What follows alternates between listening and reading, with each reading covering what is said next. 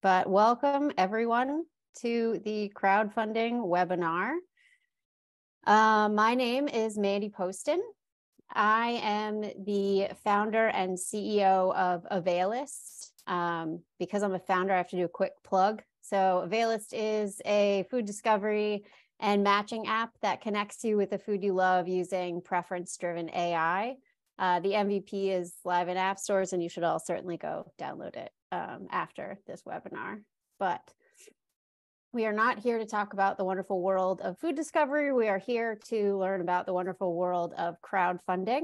Very excited about that. And we have some expert panelists that are going to take us on that journey. Before we get started, just wanted to give a little bit of an overview about Start Out, the organization that's supporting this webinar and bringing us here today. So Start Out is a US-based nonprofit organization founded in 2009 that focuses on supporting LGBTQ+ entrepreneurs and startup founders.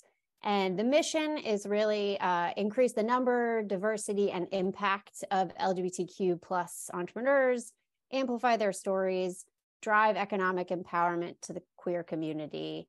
And over the past 10 years, we've built a community of over 18,000 members, which is awesome. And we support over 300 entrepreneurs every year, which is great.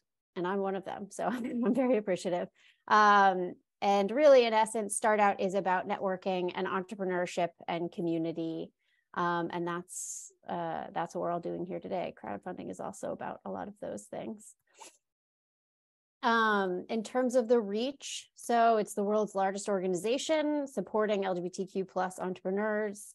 The Growth Lab is the only LGBTQ accelerator with 56 graduated companies that have raised over $756 million in funding.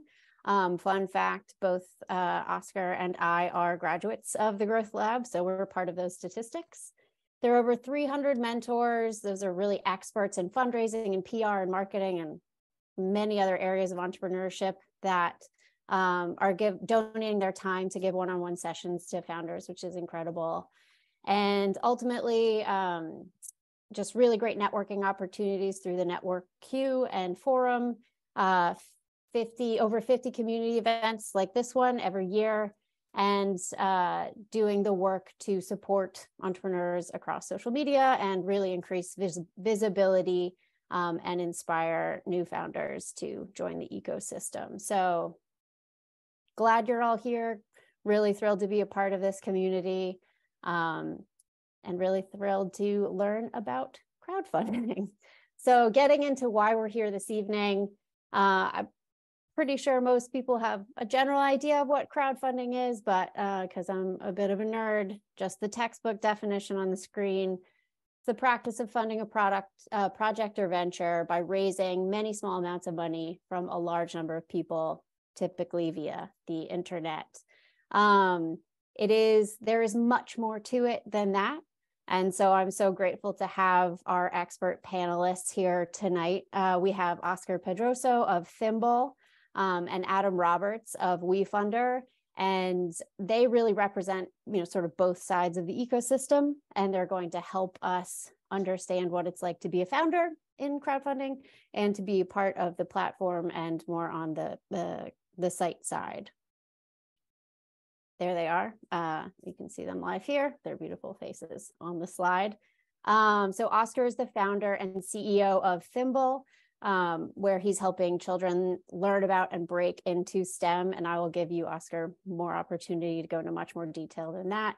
And Adam is here he is the founder in residence at WeFunder, where he's helped founders raise over $15 million in 2022 alone. So pretty impressive. But just before we kick off, I want to take 1 second and just shout out thank you to our sponsors, without which we would not be here this evening. So thank you to all these incredible companies that support the work that Start Out does through resources and time and education. And we're just very grateful to them. And just logistics, I'm going to stop sharing so you can just see everyone's face. Logistics this evening, please drop any questions in the Q&A section to be sure that I see them. And feel free to chat in the chat, but won't be monitoring that as closely. So yeah, thank you for sitting through that introduction this evening. Now I'd like to really pass it off to our panelists to help us get a better sense of this wonderful world of crowdfunding. So to start, Oscar, why don't you tell us a little bit about yourself and just, maybe high level experience with crowdfunding? Yeah, thank you so much, Mandy. Great to be here. Hello, Adam, and the whole community that's with us. So I'm founder and CEO of Thimble.io, which is an ed tech company that provides STEM programs for schools to teach kids relevant workforce skills such as cybersecurity, robotics, programming. We got started in 2017, but before that, I was in education, was in higher ed as a college admission officer, did a little bit of student teaching in K-12 schools, and then realized that our education system is pretty fragmented and doesn't have the best quality programs for kids. So I decided that I'd create a dent in the space. And I don't really come from wealth, and I've never really had access to capital. And crowdfunding was a doorway for me to make something happen. So back in 2016, we launched a Kickstarter campaign. And then a few years later, in 2021, last year, we did a Republic campaign. So I've been down the crowdfunding journey on a couple of paths, and happy to share, the pros and cons of either platform, and just sort of the preparation and all the work we did to do well in both campaigns. So thrilled to be here. Feel free to ask me anything. I'm an open book. Awesome. Thank you so much. I'm really excited that you've had such varied experience with different crowdfunding sites. I think it's going to be really helpful for people to dig into what that was like. Adam, over to you. Would you like to give a little bit of background about yourself and what you do at WeFunder?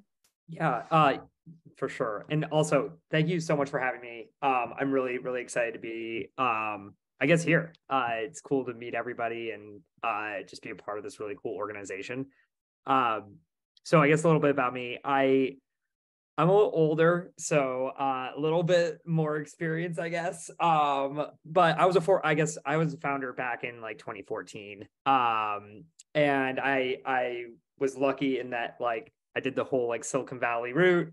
I participated in Y Combinator and operated my company for a few years before we sold it in 2018. Since then, I had just basically been bouncing around, leading sales at different organizations before I finally landed at WeFunder as a founder in residence.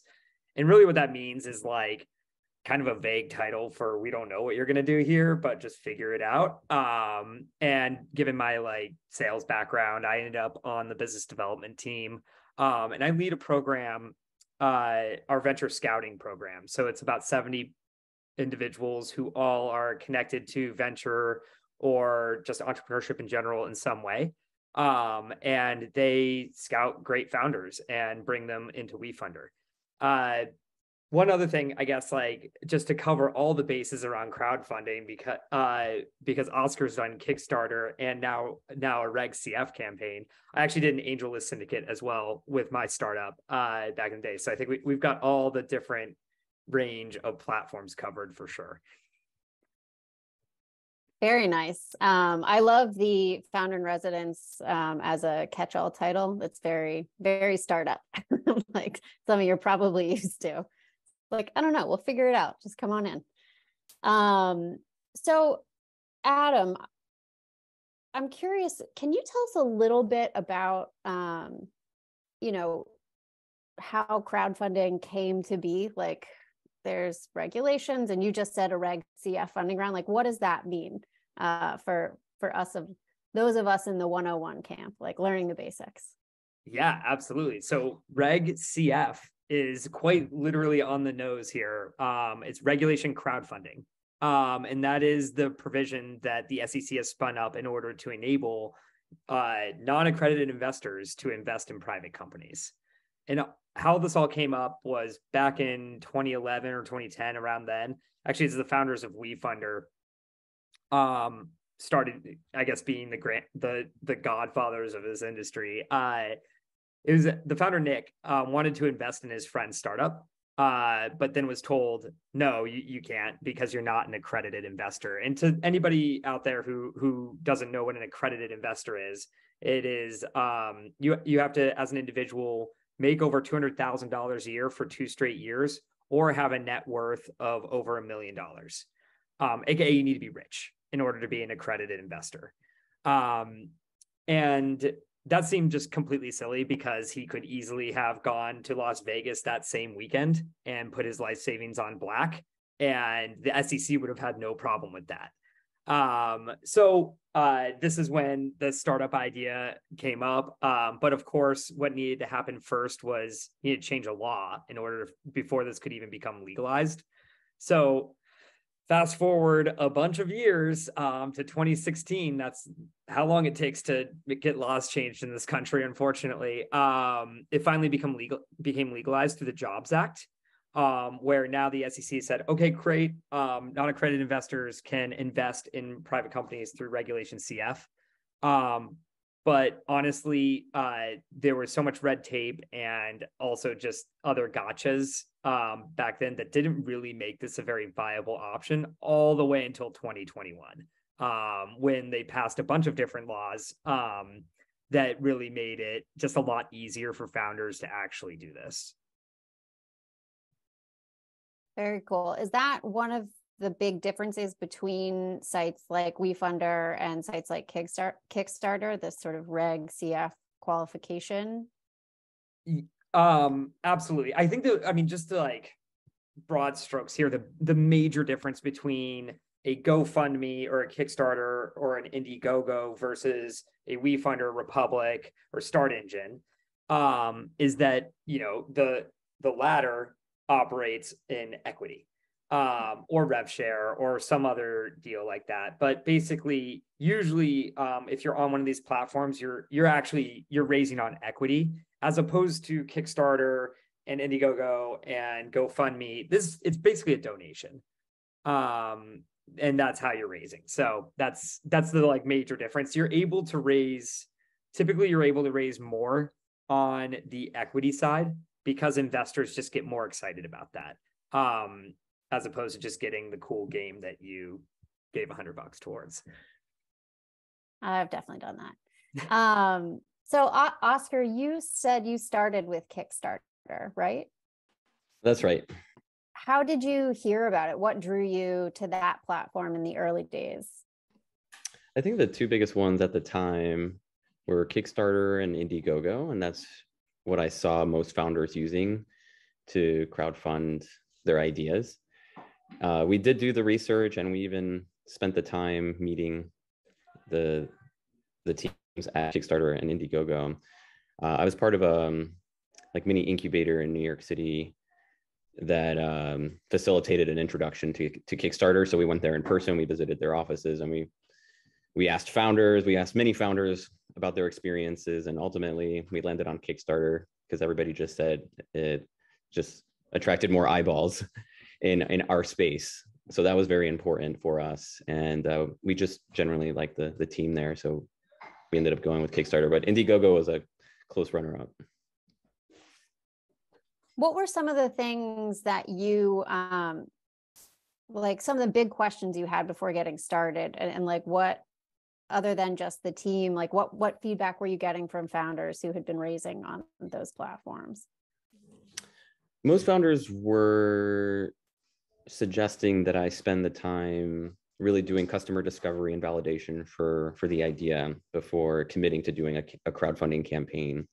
So interviewing potential customers, building a prototype of some kind, building a story, trying to think about the video that would eventually be created for the campaign. And so there were a lot of things, but I think the one thing that stood out was for sure planning for the campaign and giving yourself enough time. We gave ourselves about 4 or 5 months, and I know some founders that spent a whole year prepping for that, and that certainly helps, especially because you want to build a following, and you want that following to be rooting for you as you get ready to launch for that campaign. Yeah. A year is a long I time. know. Was that, do you think, reflective of the founder and their just the general style, or like the size of the round, or the complexity of what they were trying to raise for? I think it's going to be different for every founder. We had a successful campaign. Our original goal was to sell $25,000 of our product that didn't exist quite yet on Kickstarter, and we ended up doing just shy of 300,000 in 1 month. So we were blown away. We weren't expecting that kind of traction, and I think we hustled. I mean, we were, it was 3-4 months of just pure, hustling to create a campaign. And I think there's this great resource. It's called the Bible of Crowdfunding. I'm sure it's still out there, and I'm sure it's still in my inbox somewhere, but it just lays out the campaign, all the steps that a founder should take for launching a successful campaign. I'm in New York, so I had access to some other funders or founders who had created a campaign before and had successful campaigns. So I think learning from them, their mistakes, what they did right. I looked at many campaigns that had done like millions in funding, and I sort of took elements from those campaigns and applied it to ours. And I think that helped a lot. And then on top of that, we also had the Kickstarter team look at our campaign and give us feedback. I think that was also a big perk that came along with the relationship from that incubator I was in. I'm going to pepper in some questions I'm getting from the audience, just so we don't break them out and forget everything that was just said. So we just have one question now, which is, what was included tangibly within the 4 to 5 month time frame in order to prepare for a campaign? I understand some of that may be different today too, because this was a few years ago as well. Yeah, I'm going to say the big thing is the copy for the campaign. There's like the way that you want to structure your campaign, right? You want to captivate whoever is on your page at the time. So that'll start off with, the video, obviously, which you want to keep to 2-3 minutes. Some even argue 1 to 2 minutes. And then after that, you also want to tell, it's all about your story, right? And how you tell it. And so you might want to spend some time thinking about your story, connecting the dots from your past and how it relates to what you're doing and want to do. That's going to be huge. And then from there, it's going to boil down to what the actual product is that you're selling. So whether that's, for us specifically, we're in education. So we were selling these robotics and programming modules to teach kids all these skills. Like I said, we didn't have a finished product. We had a raw prototype that looked ugly, but that wasn't the point. I think what people were really buying into was what ultimately this would become, and any sort of experience under your belt that you had that could boost confidence in people backing your campaign would only help. So obviously teaching and working in higher ed obviously helped. So I'm stressing on this a lot because it's not really what you put on the campaign, it's why you're doing this, and that's what people are going to buy into. Adam, I'm curious, do you think in terms of counsel you give founders for WeFunder is, I assume there are some similar elements to what Oscar just described. Anything else major that you tell them they should be working to prepare, or like the time that it might take for a campaign? Yeah, that's a really good question. I wish I had done a Kickstarter to really be able to like compare and contrast. What it does feel like to me though is that like Kickstarter, and actually also you could speak to this a lot, like probably with like because you've done both, but it feels like there's a lot more preparation around the marketing and potential to go viral when you're preparing for a Kickstarter campaign. Whereas when you're doing a regulation CF campaign, it's a little bit more like you're preparing to pitch VCs and angels, where you're preparing your pitch deck. For sure, we do the same thing where you have a video, and it also does like reflect more mission that rather than like maybe being like a pitch video, I guess. So I think there are a lot of similarities. But I don't mean to like dodge this question. I just think that Oscar would be a better person to answer. All right, Oscar, floor is yours. Well, just to make sure you're I know it was on the length of the campaign, but was there anything specifically?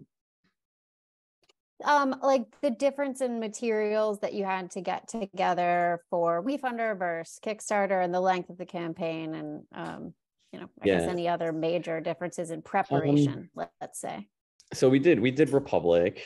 We almost went with WeFunder. Sorry. No, you're good.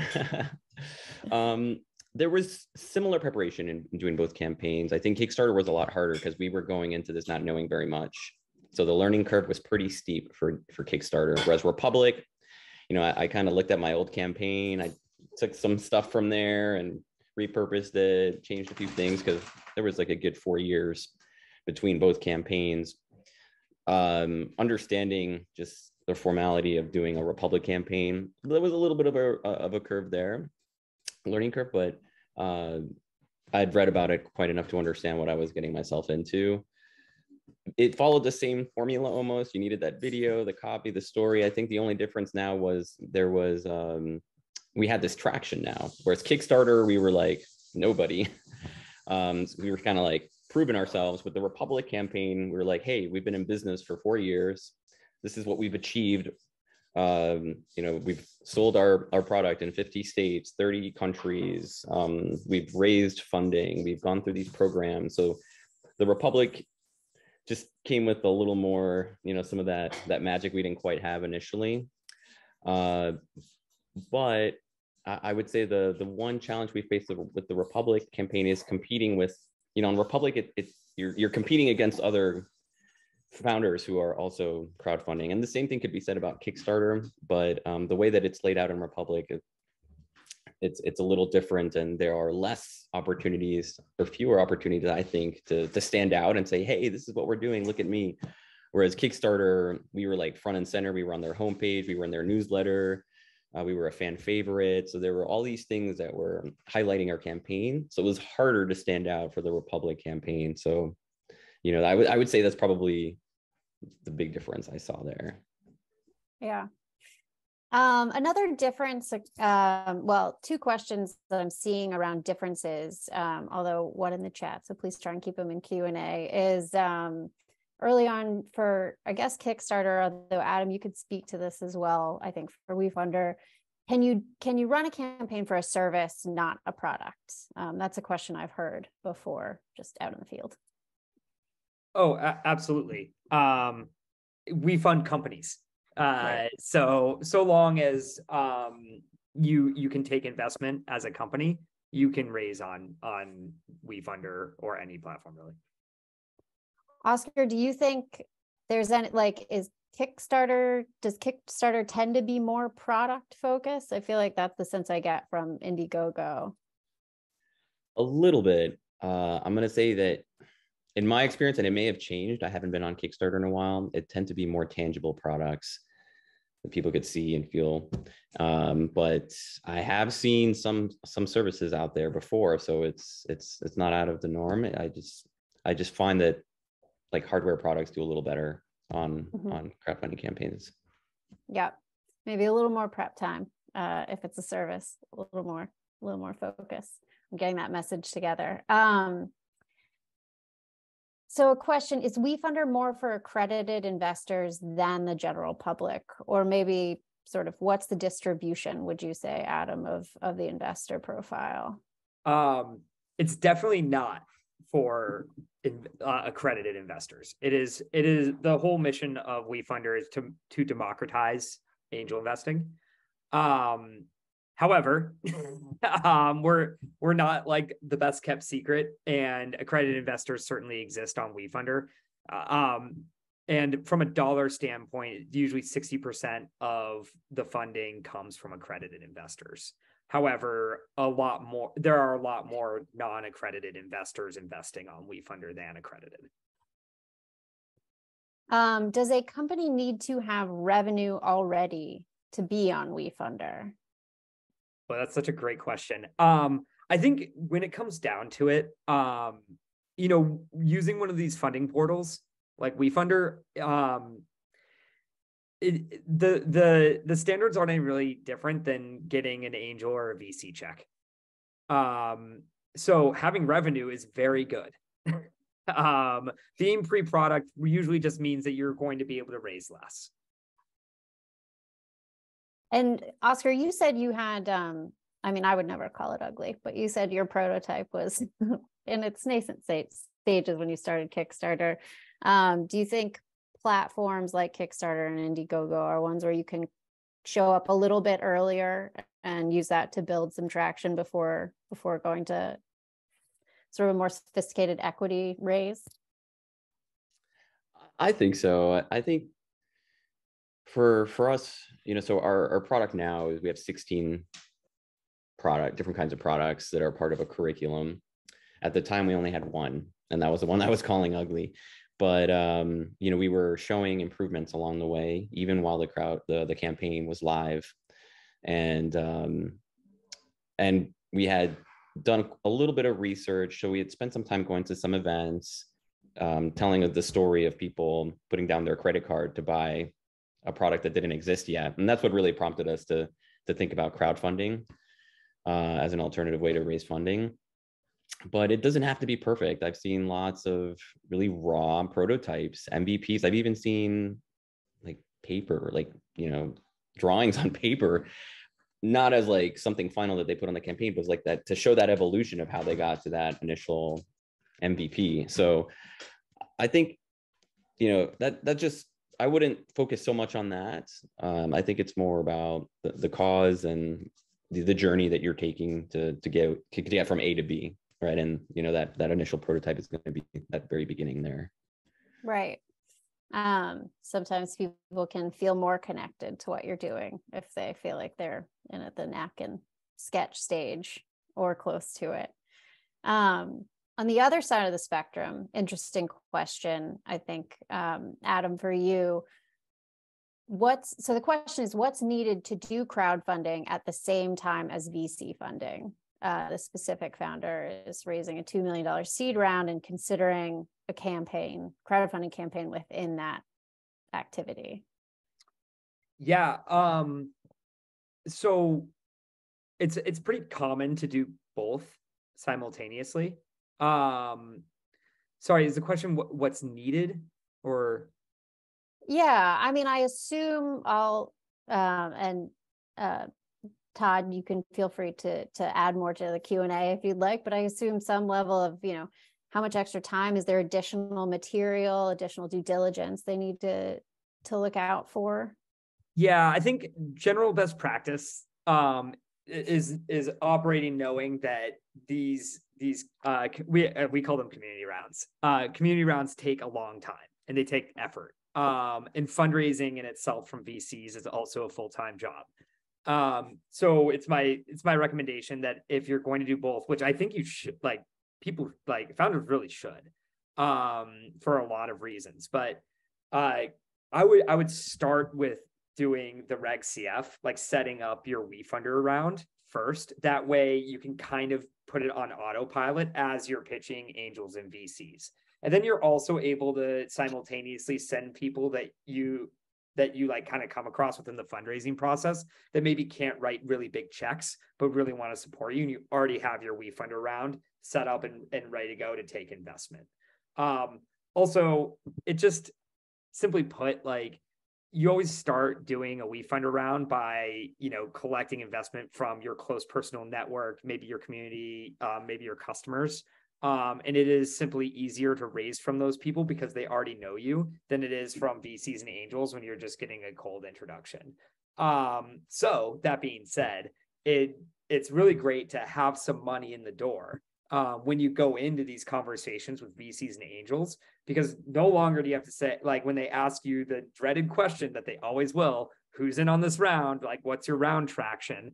You can now point to your WeFunder round, for example, and you already have 102K in there. So the conversation quickly shifts from I need you to I don't need you, I just want you. So there's a lot of strategy that can go around surrounding actually doing a institutional raise and pairing it with a Reg CF round at the same time. Do you find that aligns with certain stages of raising more often? Like, does that happen more at the seed stage than Series A or B, or is it a tool that you can really use throughout the growth process? So I think it kind of like organically scales with those sizes of those rounds, because we're talking these days, a seed round is somewhere between like 2 and 4. And then an A is like, 5x that, and it keeps going from there. And really it's kind of like, depending on, your product and your company, you should see doing community round as an allocation in your round. And that allocation can basically scale with the round that you're in. So if you're in your Series A or your Series B, you're actually just going to max out at the $5 million. And that's just going to be an allocation in your round. Oscar, was that the case for you in your seed round? Is that when you ran the Republic campaign? I'm sorry if you said that already. No, we didn't. We did do a friends and family round after the Kickstarter campaign, just because we came off of this campaign that we weren't expecting to do as well as we did, and then we joined an accelerator in Colorado, and our demo day, I think between when the Kickstarter ended and our demo day was like 3 months. So we figured let's leverage the campaign to raise this friends and family round. And then it wasn't until after the pandemic that we did the Republic campaign. And that was based on some new traction for us. We had closed our first district contract in Texas and started winning these other district contracts pretty rapidly after that. So we had started talking about raising money to take advantage of that opportunity, just because we're a small team, but we were an even smaller team when we decided to do the Republic campaign, and we were going to need some resources to chase after the opportunity. So that's what then prompted us to think about the Republic campaign. Very cool. So in the spirit of it being a tool you could use as you grow, Oscar, do you think it's something you would employ again at a later stage? Definitely, yes. Maybe even try WeFunder this time. Adam. I know a guy. Now we all do. Very interesting. This is an easy question to answer, I think, but just to remind everyone, what was the name of the book that you mentioned on crowdfunding, Oscar? Oh, I don't remember. All I remember was that everybody was calling it the Bible of crowdfunding, and it was a resource that someone had put together. And I think it was curated by a bunch of people, actually. So I don't think any one person took credit. But I can try searching for this and send it to you, Mandy, and maybe you can share with everyone. Or maybe if you're lucky, I would imagine there's lots of different resources now, because this was like 5 years ago now. Probably. Although I'm definitely going to Google that right after this. Just I'm curious about the Bible and crowdfunding. Oh, and someone just posted a link to what may be that resource in the chat if everyone wants to take a look there.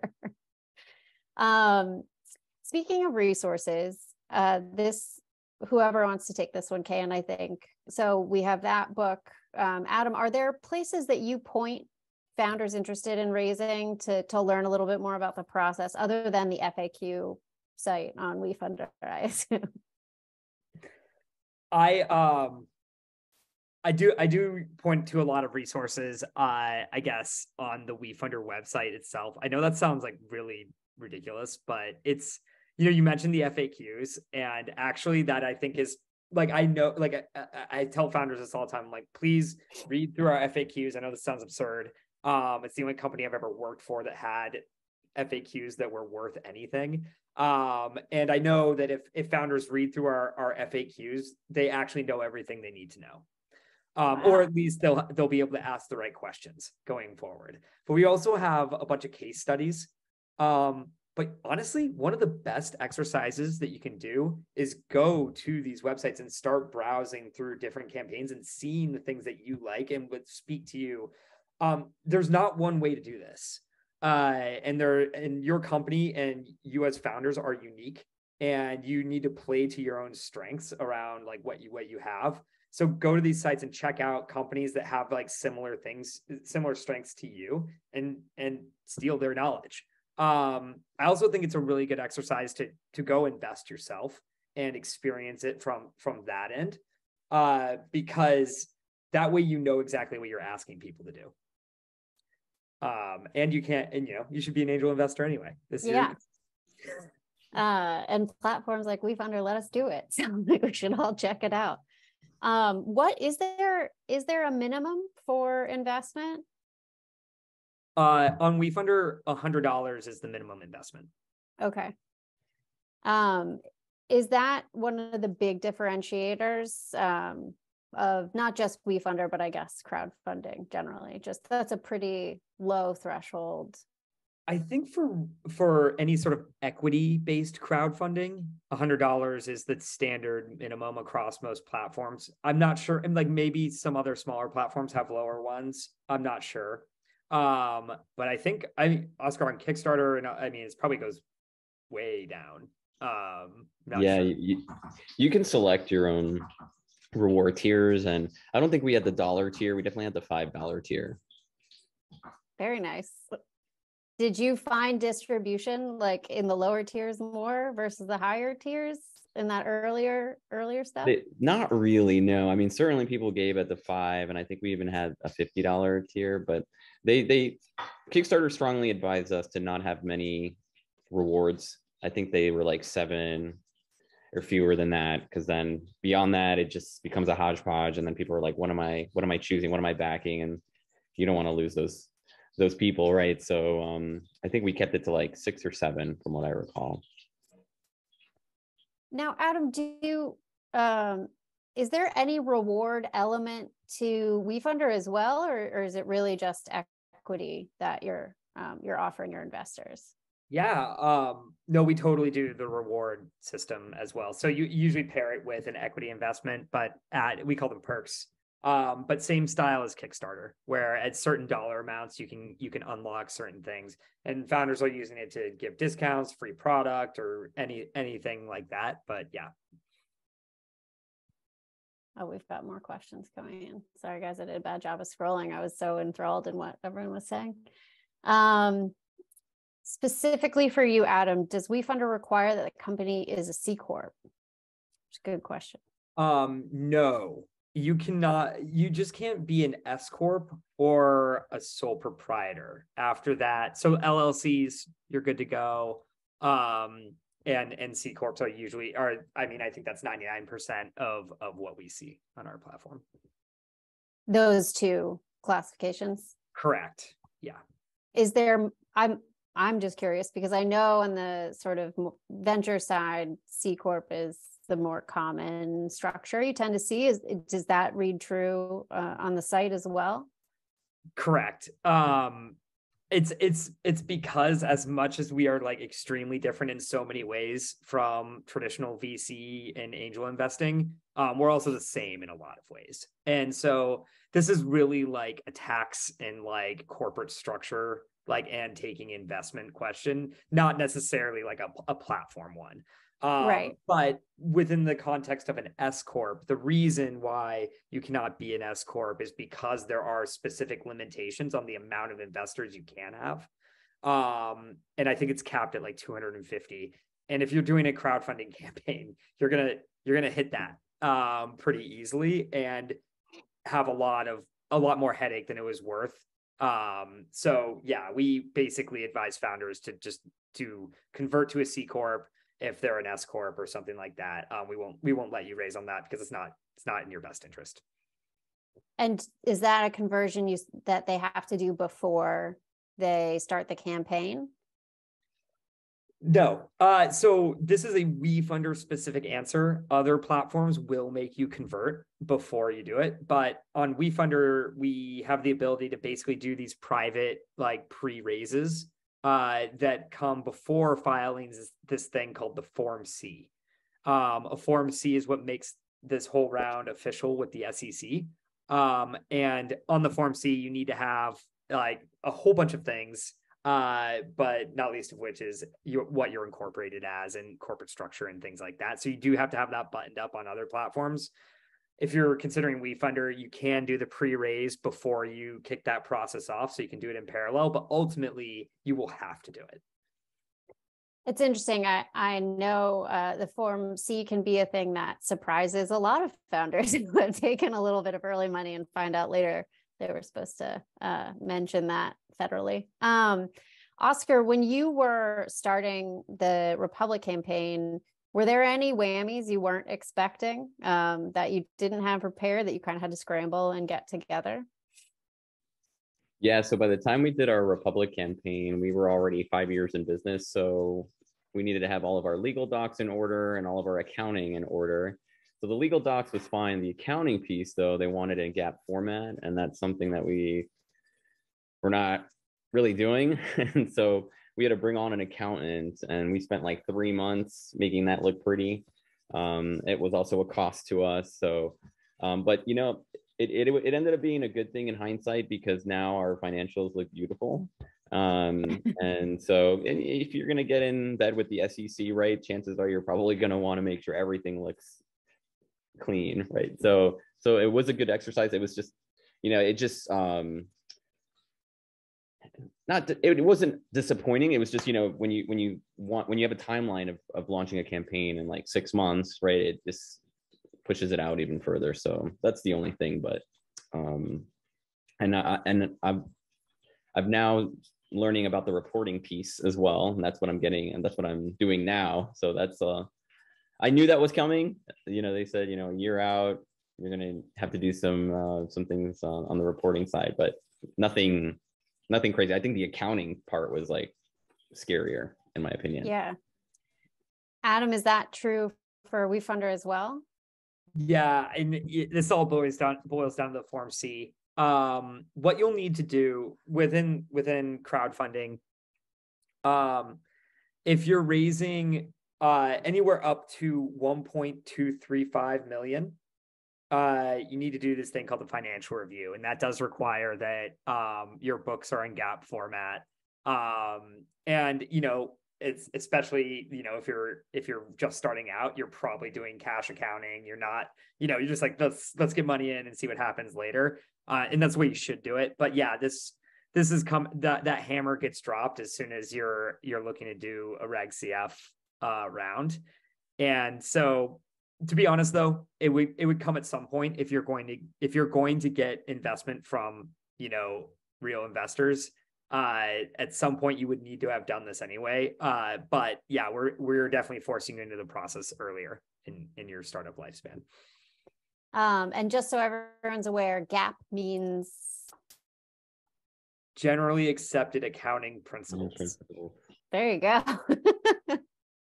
Yeah, that answer ready. Is that in the FAQs, Adam? That's an important question. I certainly hope so. I certainly hope so too. I hope this crowd checks Adam's claim and like really digs into the FAQs at WeFunder. Good question about, I think, sort of the nature of crowdfunding and how so many people can invest. Does that ever become an issue? Having so many shareholders or, you know, sort of people, I guess, on the cap involved in the round? So not. So at WeFunder, we use SPVs in order to structure the investment. So effectively an SPV is a special purpose vehicle. And what effectively this is when everybody invests in your WeFunder round, what we do is we roll up all of those investors into a fund, basically. And that fund then invests in your company. So from a cap table perspective, if you do a WeFunder round, it comes in as just one investor on your cap table. So the answer is no. Like from a cap table perspective, it's quite clean to do these Reg CF rounds. This being like one of the changes that occurred back in 2021 that I kind of referenced earlier. But the good news is that when you do go through these platforms, usually like WeFunder specifically, we've built a lot of tools that like help you engage with that new base of investors that you have, because the whole point of doing this is it's not just money.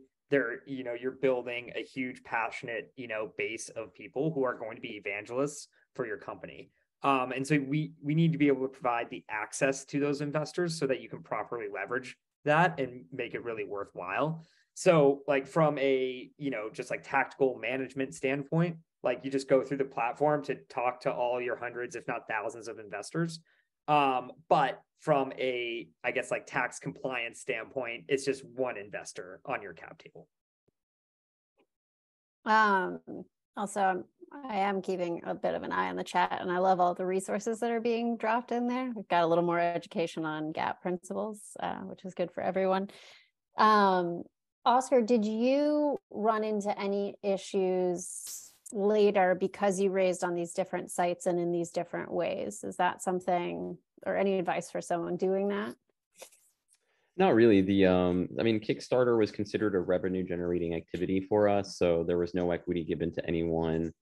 We were on the line, obviously. If we didn't deliver, we were going to upset many people. It took us a year to deliver on it, and that went in our books as $300K in 1 month, which was pretty awesome, and that's why we ended up doing the accelerator and raising a friends and family round. And then the Republic was a completely different type of crowdfunding activity as well. That's at that point, right, we were giving pieces of our company to people who really believed in it, and I think it was like just shy of 350 investors, and that all since as Adam mentioned, one line item on our cap table, and it's just Republic SPV. And there's a point of contact, I assume, that if you need to get in touch with. Oh yeah. Yes. My name's written all over that. So yeah. Okay. What happens if it doesn't work? I think, probably Oscar, you were aware of that risk when you got started. Adam, I'm sure that's the question you get frequently. What happens if they don't hit their target on the campaign? What kind of impact can that have for the founders?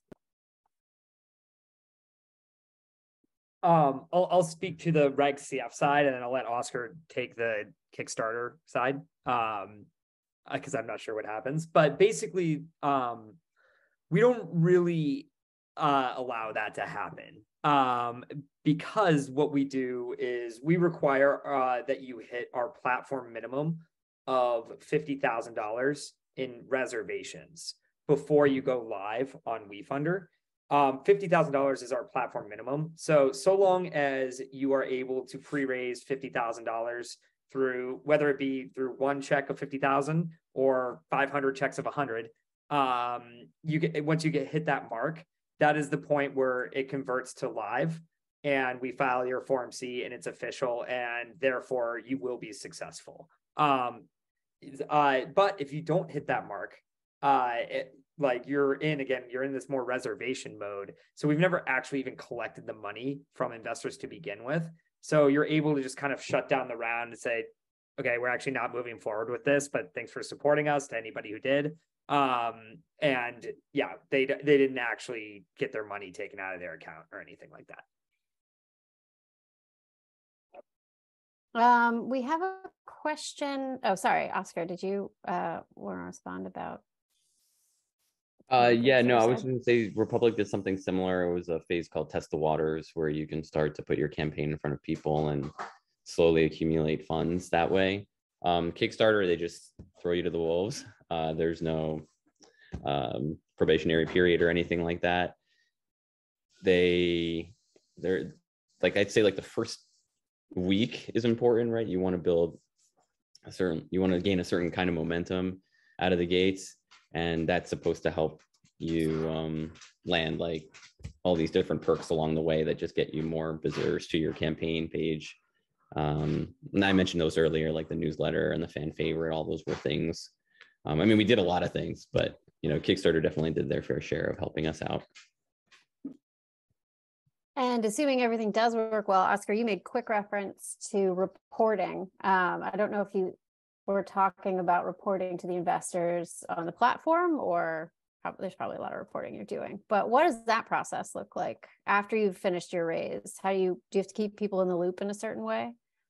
Yeah, so we do updates on Republic, and then I have a separate email list of investors in the Republic campaign and outside of the Republic campaign that I keep in touch with on a quarterly basis. I used to do them monthly, but it's a lot of work to do them on a monthly basis. So now I just stick to quarterly, and that's been great. And a lot of times what I find most helpful about those is just people come out of the woodwork to suggest ways they can help, and you just never know what those will be. A lot of times it'll be more investment. Sometimes it'll be business development opportunities. How about for WeFunder? What does the reporting look like after a successful campaign? Oh, it's exactly the same. We have the annual requirement, and then after that, it's on the cadence that you're most comfortable with. I think, I like quarterly as well, but that's a founder preference for sure. But definitely echo exactly what Oscar said, giving updates and staying more top of mind does enable investors to think about you, which can be a really positive thing, especially if they're looking to make, say, like an introduction for a sales lead or something like that. And maybe they have somebody they really think you should hire. That's always really helpful as well. So I think we have some questions about what sort of equity investment looks like generally. I would counsel those questions to maybe go to the FAQs and check that out. And we have just 4 minutes left. If there are no other questions dropping in there, Oscar, we got to hear about your two times successful endeavors on the platforms. Adam, I'm just curious, do you have any sort of anecdotal campaigns you want to leave us on a high note about that you are particularly fond of? Well, definitely. Obviously there's been some really great successes on WeFunder. We had this company called Mercury Bank raise about a year ago, and they raised 23 million in 24 hours. They can only take 5 of that because that's the maximum you can take. So it's really cool to see that more, later stage companies are doing this, but I happen to be working with somebody who is a part of the Start Out community right now who is raising on WeFunder. This is not investment advice. However, it would be negligent of me to not at least surface their campaign page to everybody. Take a look. So it's Brianna of Seeker who is raising. They haven't gone live yet, but I just put them in the chat. Definitely, honestly, she's doing everything right. So really great campaign example. And I'm really excited about this one. And it's part of the Start Out community. That's amazing. I want to check it out. I think that may have gone to just the hosts. Can you re-paste to everyone? Same with contact information, if you're comfortable dropping that in there as well to everyone. I think it's my first time on Zoom. Yeah, well, I can't even click into it. So it's definitely my first time on Zoom. I don't know what's going on. Any last questions from the crowd? We have 2 minutes left. I don't see any. If not, I learned a lot. Thank you both. I have not gone through crowdfunding, so I'm walking away. Definitely ready for course 102, and who knows, maybe Velas is going to look into a campaign. But thank you everyone for joining. Really appreciate everyone's time and support and engagement in the community. Thank you, Adam and Oscar. This was really educational and informative and sort of down to earth and a lot of good and meaty information, which I think we all were looking for. So with that, we'll say, we're at time. Thank you, everyone. Go check out the sites. Definitely dig into the WeFunder FAQ and check out Oscar's past campaigns for inspirations and see did such a good job with them. And thank you for joining. I'll see if I can get some outro music. Thank you, everyone. Feel free to drop me an email. I'd love to hear from you. Same here. And I just posted a customer discovery link that we did on Reddit. We got like our first 1,500 followers on there, which was like our initial Kickstarter. Some of those were part of our Kickstarter backers. So yeah. Oh, wait, you just posted that to hosts and panelists again. I have Oops. to, we have to give it to everyone. We're all doing it. Sorry. Bummer. All right, let me see if here we go. It just seems like a really good link. Want to be sure everyone has access. There we go. Yes. Oh all my right, gosh. so we'll leave that open stuff. for a minute in case people want to grab that. Thank you all for attending. Have a great night and a great rest of the week, and see you next time. Thank you, everyone. Thanks, everyone.